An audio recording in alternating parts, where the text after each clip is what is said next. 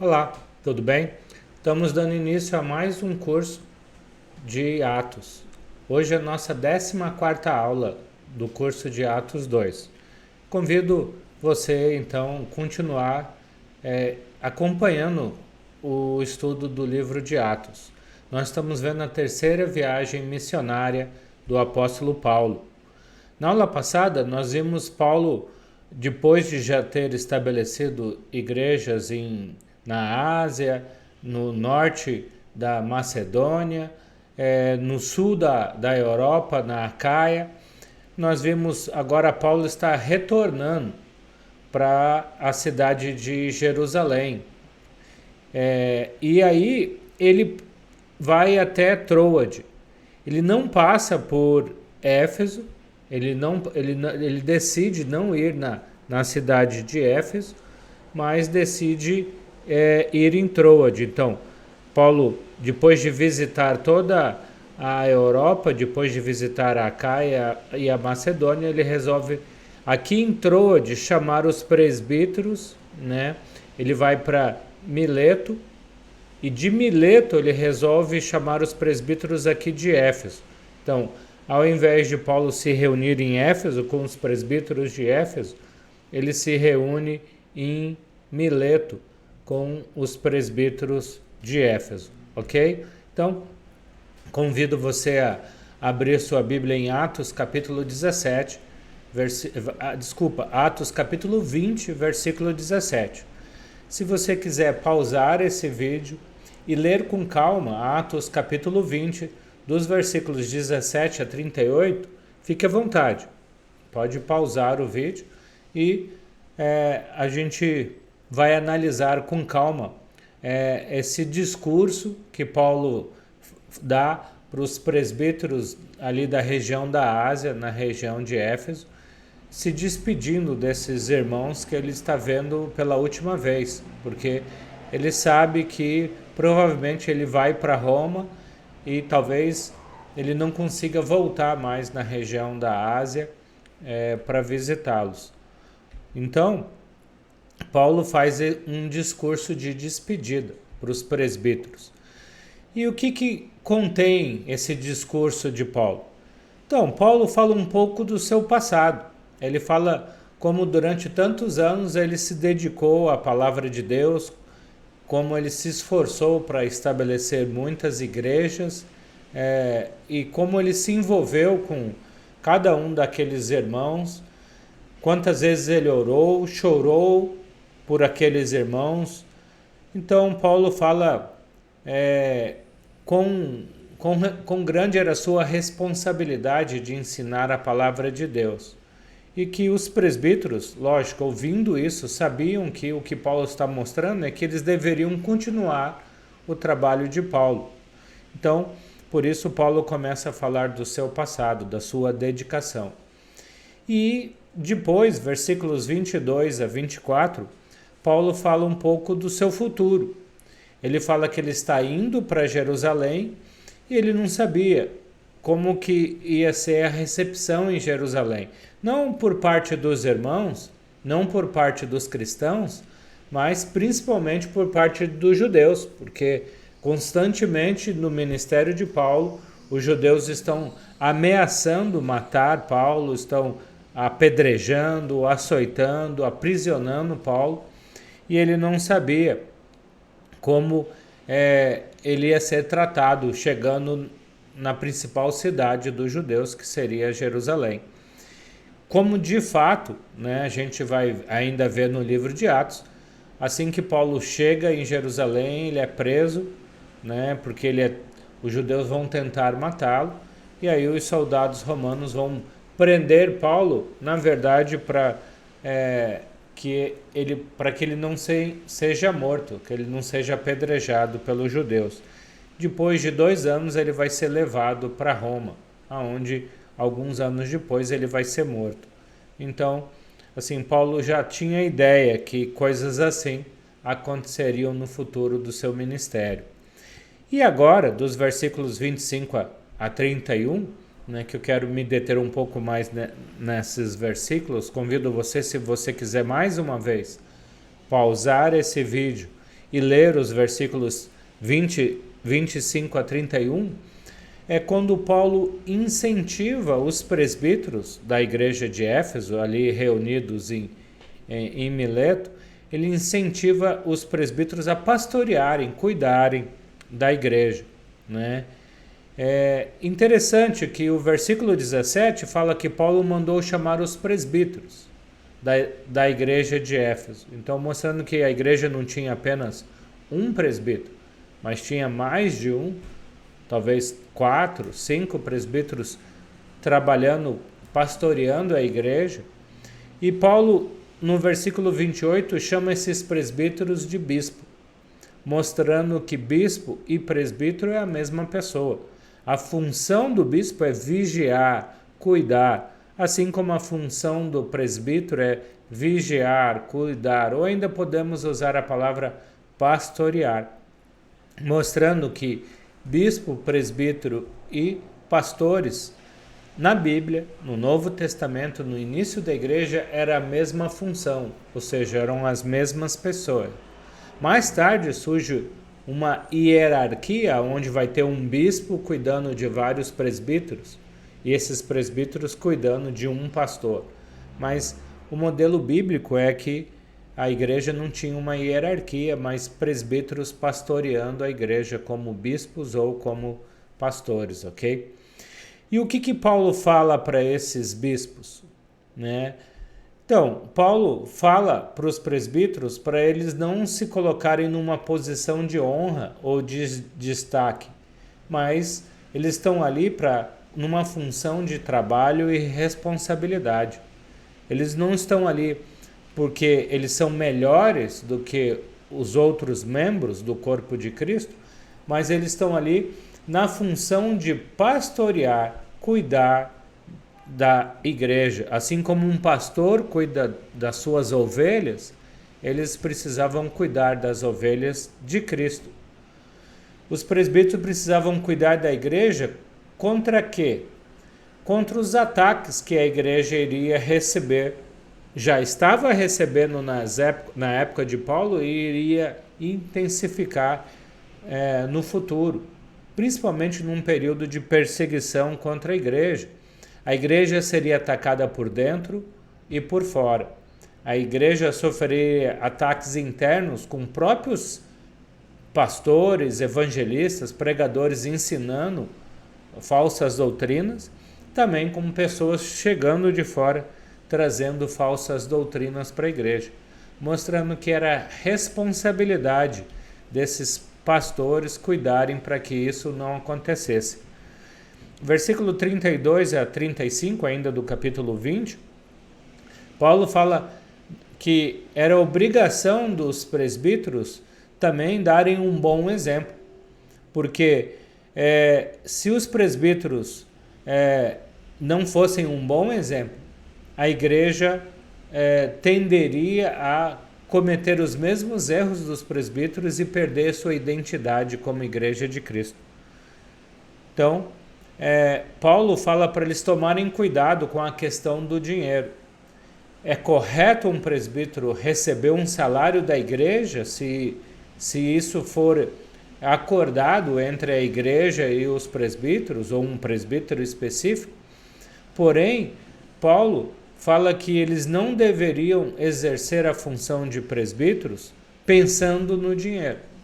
Eles não deveriam trabalhar só por causa do dinheiro, mas, acima de tudo, pelo desejo de cuidar, de servir no reino de Deus.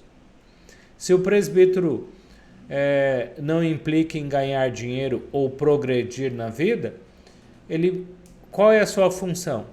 Servir no reino de Deus. Por isso, a função de um presbítero é ser um servo e não um líder autoritário, não um ditador. Versículos 36, 37 e 38, se você quiser ler com calma novamente, Paulo fala que aquele grupo, né, não iria mais vê-lo. Ele sabia que ele não ia conseguir mais voltar na Ásia e visitar aqueles irmãos. Diante disso, foi muito grande a comoção. O texto fala que eles abraçaram Paulo, beijaram Paulo e choraram muito, porque Paulo disse que eles não o veriam mais. E essa atitude demonstra o profundo amor e carinho que tanto Paulo tinha com os irmãos que estavam servindo nas igrejas por onde Paulo passou estabelecendo, como dos próprios irmãos com o apóstolo Paulo. Então, às vezes a gente tem uma imagem de que Paulo era um homem muito duro, era um homem muito severo, e com isso ele não era uma pessoa benquista, mas isso não é verdade. A gente vê aqui, né, os irmãos abraçando, beijando e chorando, porque não iam mais ver o apóstolo Paulo, porque a partir de agora Paulo vai estar sempre preso, ou na Palestina ou em Roma. Então os irmãos não teriam mais a oportunidade de vê-lo. Isso causou então essa tristeza nos irmãos. Paulo se despede então e parte para Cesareia. Agora a gente está aqui no finalzinho da terceira viagem missionária do apóstolo Paulo. Ele já está chegando já perto de Jerusalém, né? Então agora, né, Paulo estava aqui nessa região de Troade, em Mileto, aqui embaixo. Ele vai descer até o porto e do porto ele vai vir aqui por Mileto, aqui é a cidade de Mileto, do ladinho de Éfeso, né? Eu acho que eu tinha mostrado errado aqui em cima anteriormente. Então, de Mileto aqui ele vai pegar um barco e vai partir para a cidade de Cesareia. Antes de chegar em Cesareia, ele vai ficar com os irmãos em Tiro, porque é onde ele vai aportar o navio. Então, Paulo vai passar alguns dias na cidade de Tiro com os irmãos, e de Tiro ele vai para a cidade de Cesareia. Então, Atos capítulo 21, mais uma vez, se você quiser pausar esse vídeo agora e ler o Atos 21, de 1 a 9, sinta-se à vontade. Então, Atos capítulo 21, versículo 1 e 2, mostra Paulo chegando na cidade de Tiro. Tiro está bem ao norte ali da região da Palestina, é a principal cidade na Fenícia. Se você quiser ler um pouco mais sobre Tiro, você pode ler em 1 Reis capítulo 5, que você vai ver que no Velho Testamento os judeus já tinham um certo relacionamento com os fenícios, né? E agora no Novo Testamento lá tem uma igreja de Cristo. E Paulo fica uma semana com os irmãos ali. E os irmãos pedem para Paulo não ir para a cidade de Jerusalém. Por quê? Os irmãos pediram para Paulo não ir para a cidade de Jerusalém. Se você ler com calma os versículos 3 a 6 do capítulo 21, você vai ver que os irmãos sabiam, ou tinham ouvido falar, que os irmãos em Jerusalém estavam querendo matar Paulo. E os irmãos advertem Paulo: olha, se você for para Jerusalém, você vai enfrentar em toda a região da Judéia muitos perigos. Assim como Jesus enfrentou ao ponto de ser morto em Jerusalém. E eles pedem para Paulo ficar lá em Tiro e não ir para Jerusalém. Porém, Paulo não aceitou esse pedido. Ele seguiu a sua viagem. E versículos 7, 8 e 9 do capítulo 21 fala que Paulo, então, vai para o porto de Ptolomaida e no dia seguinte parte para Cesareia. Mais tarde, lá no capítulo 23, né, Paulo vai voltar para a cidade de Cesareia, porque ele vai ficar preso por cerca de 2 anos. Né? Ele vai ficar preso em Cesareia, no palácio do governador. A gente vai ver isso estudando o capítulo 23. Paulo vai voltar para Cesareia e vai ficar por 2 anos morando em Cesareia, preso no palácio do governador. Entre Cesareia e Jerusalém ficava mais ou menos uns 90 quilômetros de distância, Então, Paulo está agora partindo para Jerusalém.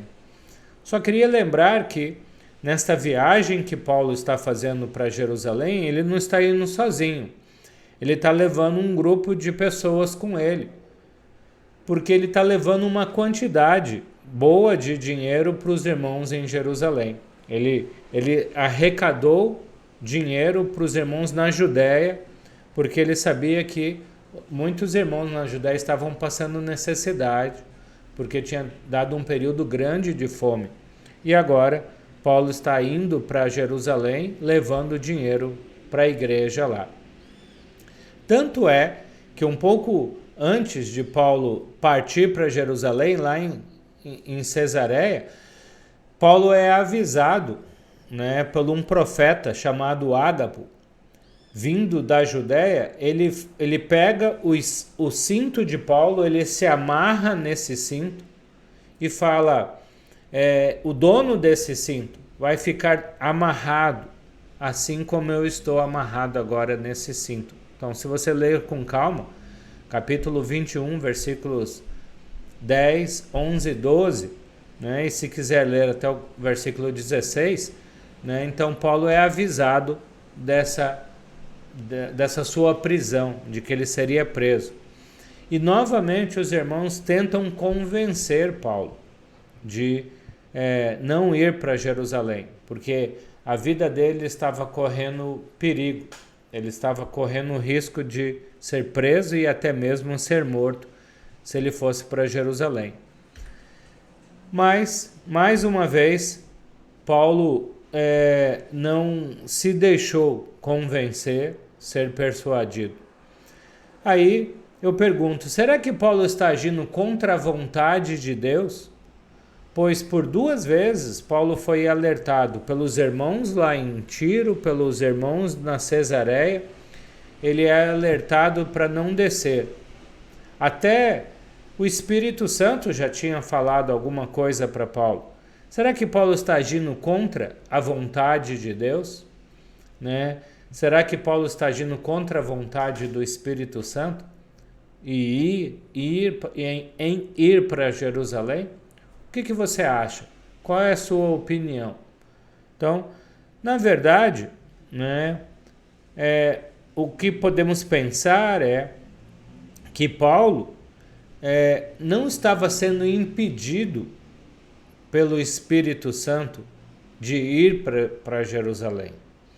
Paulo está sendo avisado pelo Espírito Santo através de Ágabo, através dos outros irmãos, que chegando em Jerusalém ele seria preso. Então, o Espírito Santo não estava impedindo Paulo, mas estava avisando Paulo das coisas que iriam acontecer. Semelhantemente, quando Jesus foi para Jerusalém, Jesus sabia que chegando lá ele seria preso e morto. E mesmo assim Jesus foi para Jerusalém. Por quê? Porque essa era a sua missão. Então, os irmãos estão tentando impedir Paulo, porém Paulo sabe que só tem um jeito de ele conseguir pregar o evangelho para reis, para governadores, ele estando preso. Como assim? Se você olhar em Atos capítulo 9, versículo 15, Deus havia prometido para Paulo, ou Jesus havia prometido para Paulo, Atos 9, 15, se quiser pausar o vídeo e ler com calma esse texto, é na conversão de Paulo. Jesus disse que Paulo seria testemunha não só aos gentios na cidade, mas também seria testemunha aos reis, aos governadores, às autoridades romanas e judaicas. Como que Paulo iria conseguir pregar para essas pessoas se ele não estivesse preso? Como que Paulo consegue pregar para o carcereiro se ele não está preso? Como que ele consegue pregar para as pessoas que estão presas se ele não estiver preso junto com elas? Nesse contexto aqui de Paulo, foi a maneira que Paulo conseguiu levar o evangelho para os prisioneiros. E uma vez preso, esses reis, esses governadores, vão questionar Paulo por que ele está preso, o que ele fez, por que os judeus odeiam tanto ele. Então, é dessa forma, é dessa forma preso que Paulo consegue pregar para homens como Festo, Félix e o rei Agripa. Homens que a gente vai ver a partir do capítulo 22, 23 de Atos, ok? Versículos 17 a 19, Se quiser ler, sinta-se à vontade para ler esse texto. Quando os irmãos viram que não podiam impedir a Paulo de ir para Jerusalém, então prepararam uma despedida para ele, arrumaram as coisas de Paulo, providenciaram algumas coisas que ele precisava levar e se despediram. E finalmente Paulo então parte para Jerusalém. Capítulo 19 termina com Paulo então partindo para Jerusalém, chegando em Jerusalém, e o que a gente pode ver é que Paulo chegou em Jerusalém e ele foi muito bem recebido pelos irmãos lá. O versículo 18 diz: Paulo foi conosco encontrar-se com Tiago e com todos os presbíteros estavam presentes. Uma coisa que eu queria chamar a sua atenção é que parece que agora, na terceira viagem missionária de Paulo, no final da sua terceira viagem missionária, Paulo passando por Jerusalém, parece que a igreja em Jerusalém não tem mais apóstolos. Os apóstolos já cumpriram a sua missão em Jerusalém e partiram para pregar o evangelho e estabelecerem novas igrejas de Cristo no mundo inteiro. Porque o versículo 18 fala que Paulo se encontrou com Tiago. Esse Tiago não é o apóstolo Tiago foi morto lá em Atos capítulo 12. Esse Tiago é o meio-irmão de Jesus. É o irmão de Jesus por parte de Maria, filho de Maria. A gente já tinha falado dele lá no capítulo 15. Lembra no capítulo 15 de Atos? Quando teve uma espécie de um concílio na igreja em Jerusalém, quando foram discutir o que os gentios precisavam fazer em relação à lei. Tiago foi um dos que se levantou, junto com os outros presbíteros, junto com Pedro, junto com Barnabé, junto com outros apóstolos, e falou. Então, Tiago se destaca aqui como um presbítero da igreja de Jerusalém, muito zeloso. E Tiago e os outros presbíteros recebem Paulo. O texto não fala em nenhum momento, de que agora os apóstolos ainda estão em Jerusalém, nos dando a entender que aqui em Atos capítulo 21, Paulo chegando lá em Jerusalém, os presbíteros não estão mais lá, já partiram para outras nações para continuarem fazendo o seu trabalho, ok? Então, falando um pouco mais sobre a chegada de Paulo em Jerusalém, Paulo entrega a oferta que ele havia trazido para as igrejas da Judéia, além de Jerusalém, que os irmãos da Macedônia, da Acaia e da própria Ásia haviam enviado. E Paulo está na presença de alguns gentios. Isso vai dar problema para Paulo, porque mais tarde, olha o versículo 20 a 25. De novo, se quiser pausar esse vídeo e ler com calma, sinta-se à vontade. Capítulo 21, versículo 20 a 25. Com a chegada de Paulo em Jerusalém, os judeus começam a ficar apreensivos em querer pegar Paulo e matá-lo. Pegar Paulo e apedrejá-lo. Por quê? Porque já se espalhou em Jerusalém que Paulo tem pregado contra a lei do Velho Testamento, contra o templo, até mesmo contra Deus. E muitos estão com raiva de Paulo. E olha a reação dos presbíteros em relação a toda essa situação.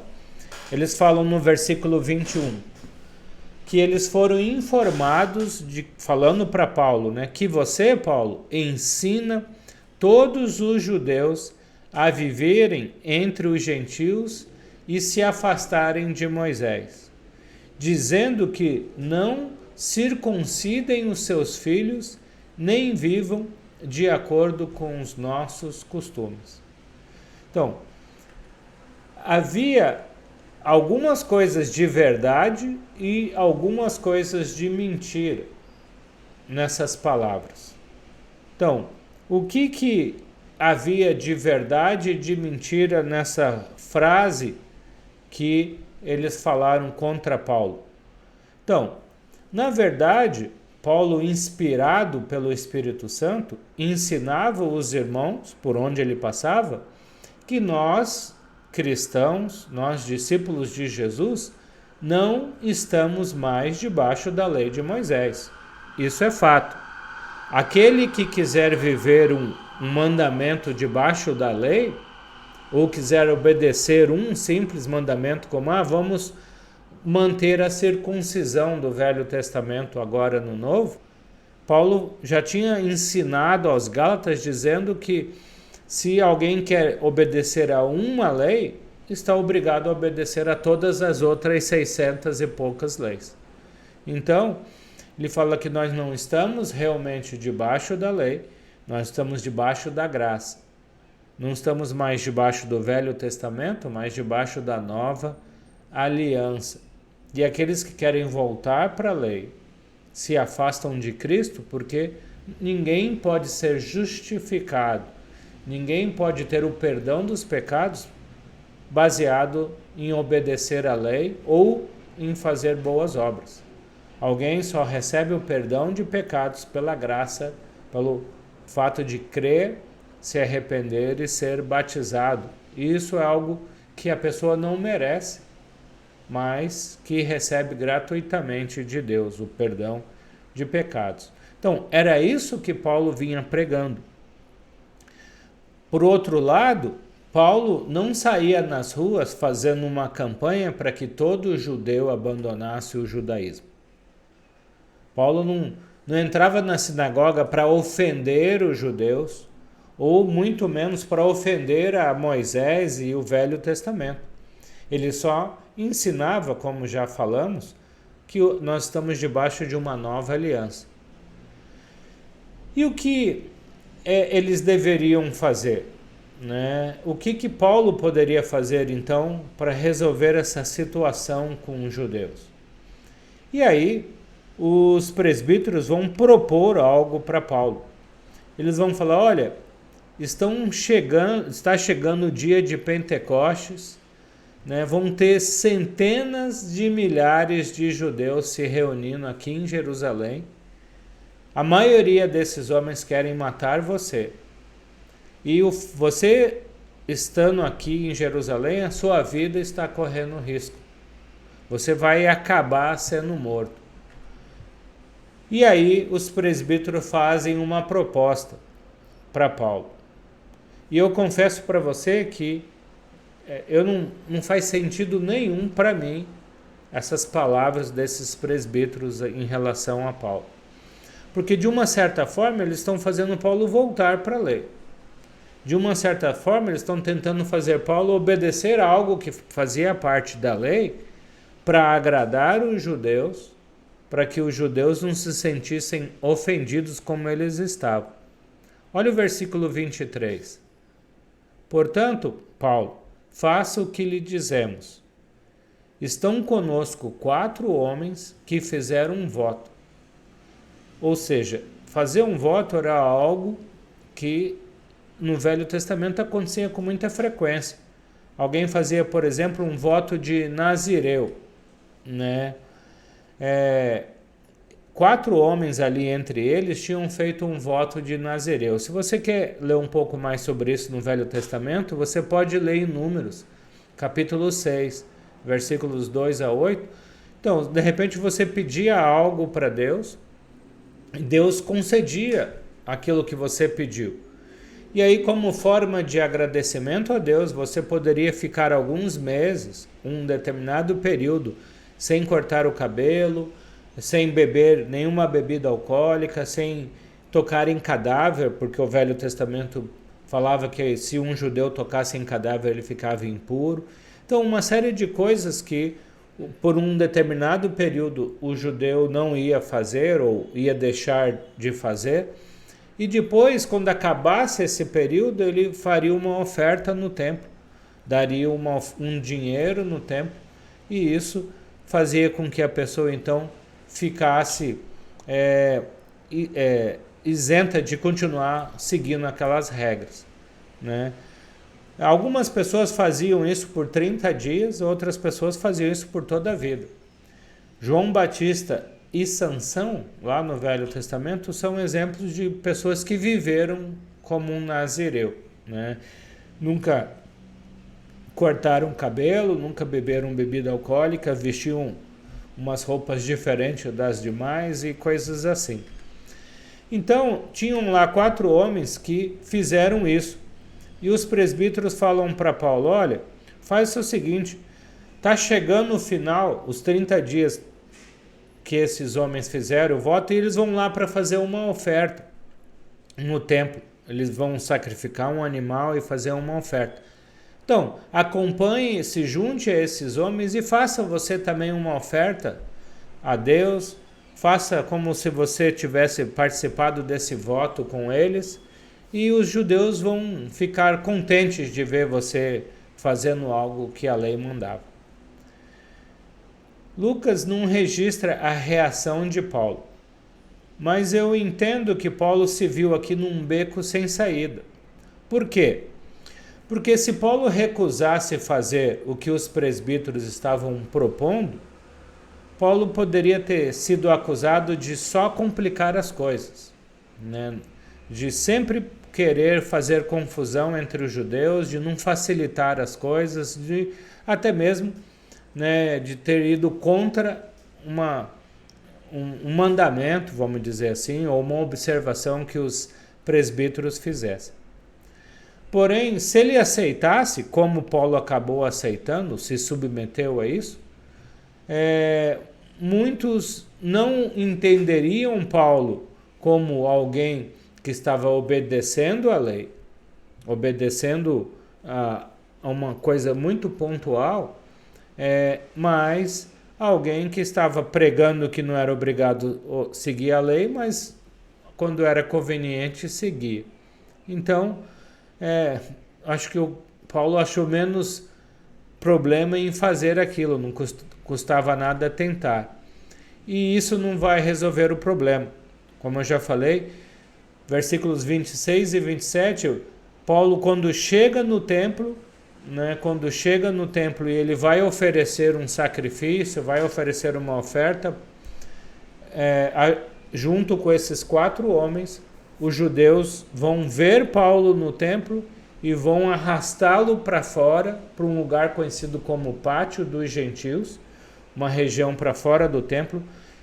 Olhando aqui no mapa, né, então, o Pátio dos Gentios ficava fora do templo. Então, se você olhar aqui, então, aqui dentro era o templo. Então, Paulo tenta entrar no templo, onde os judeus tinham acesso, mas eles pegam Paulo e vão arrastar Paulo e trazer aqui para o Pátio dos Gentios, ou nessa região aqui.